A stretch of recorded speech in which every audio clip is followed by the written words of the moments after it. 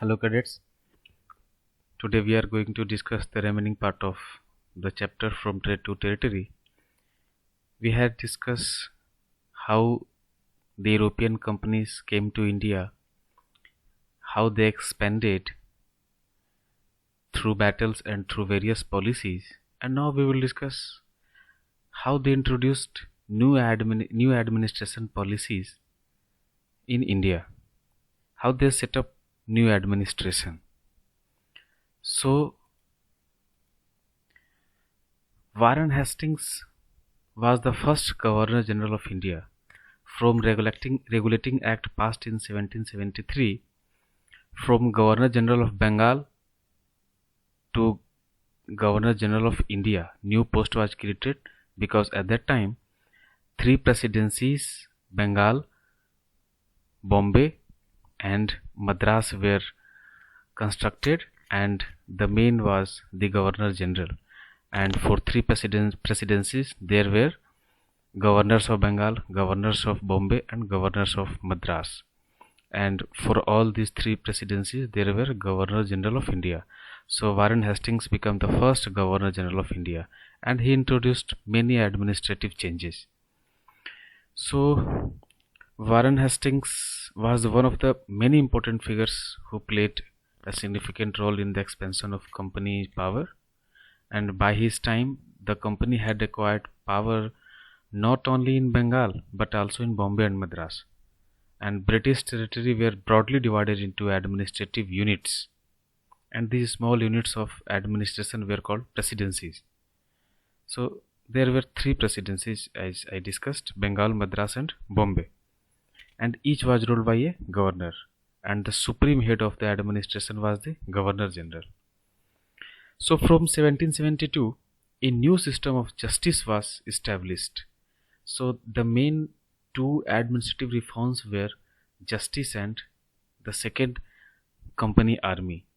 So first we will discuss the changes that took place in the sphere of justice, and later we will discuss about the changes that were introduced in the company army. So first we will discuss those reforms which were in the sphere of justice.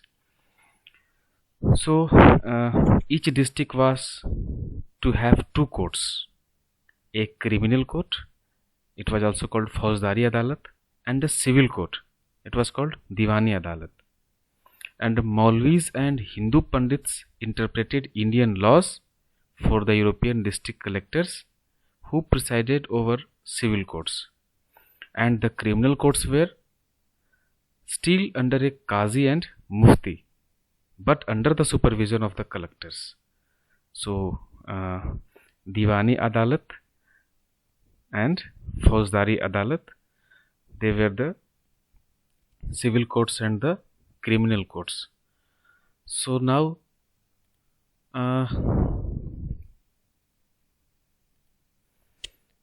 but there was a challenge. What challenge?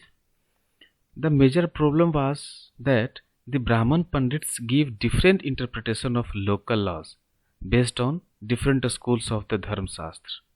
So to bring about uniformity, in 1775 11 Pandits were asked to compile a digest or a package of Hindu laws, and the same in 1778 a code of Muslim laws was also compiled for the benefit of European judges.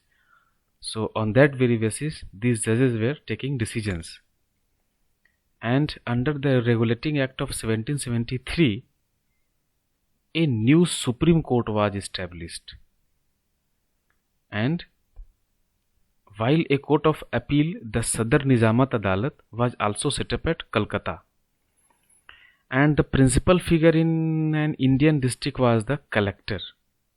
As the title clears the meaning, that his main job was to collect revenue and taxes and maintain law and order in his district, and with the help of judges, police officers and darogas, they were doing their duties. Now the second change that took place were in the sphere of company army. So this colonial rule in India brought in some new ideas of administration and reform, but its power rested on its military strength. So to exercise and to rule India, the company needed some changes in the policy of army, and colonial rule in India brought in some new ideas of administration and reforms, and the main reform rested on its military strength. And a change occurred in the 18th century when Mughal successors states like Awadh and Banaras started recruiting peasants into their armies and training them as professional soldiers. So the East India Company adopted the same method when it began recruitment for its own army, which came to be known as the Sepoy army. Sepoy means Sipahi, meaning soldier.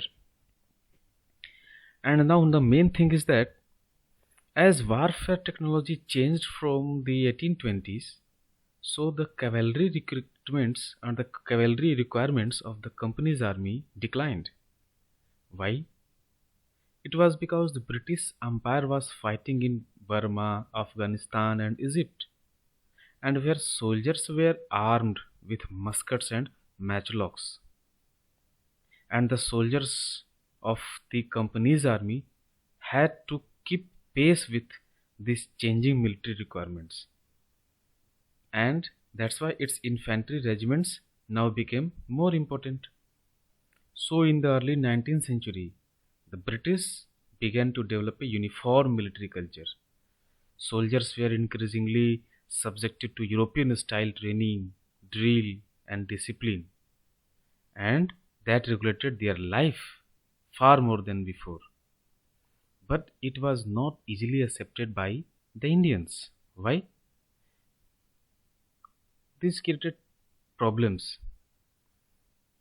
Why? Because since caste and community feelings were ignored in building a force of professional soldiers, because it was think that if someone is crossing ocean, then their religion is changing.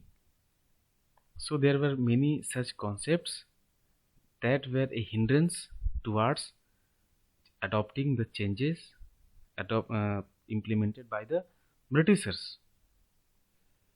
So these were the changes that were introduced in the field of company's army.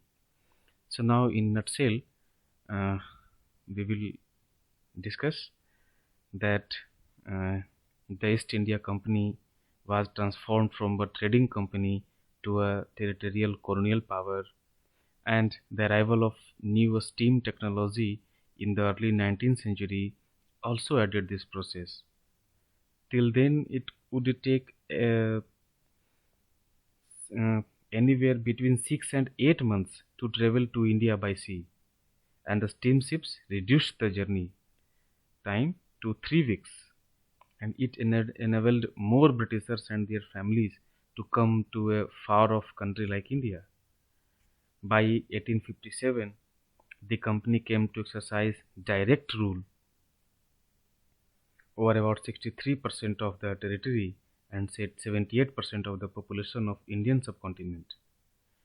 And if we combine the indirect influence of the company, so remaining territory and population of the country, it increases.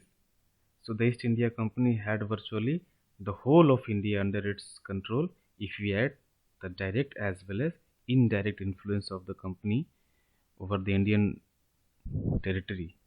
So in this chapter we discussed about how company came for the purpose of trade and here flourished as a territorial expansion, a colonial power, and the changes, the policies adopted to expand the area further, the administrative reforms adopted by the company to rule over the India. That is all. Thank you.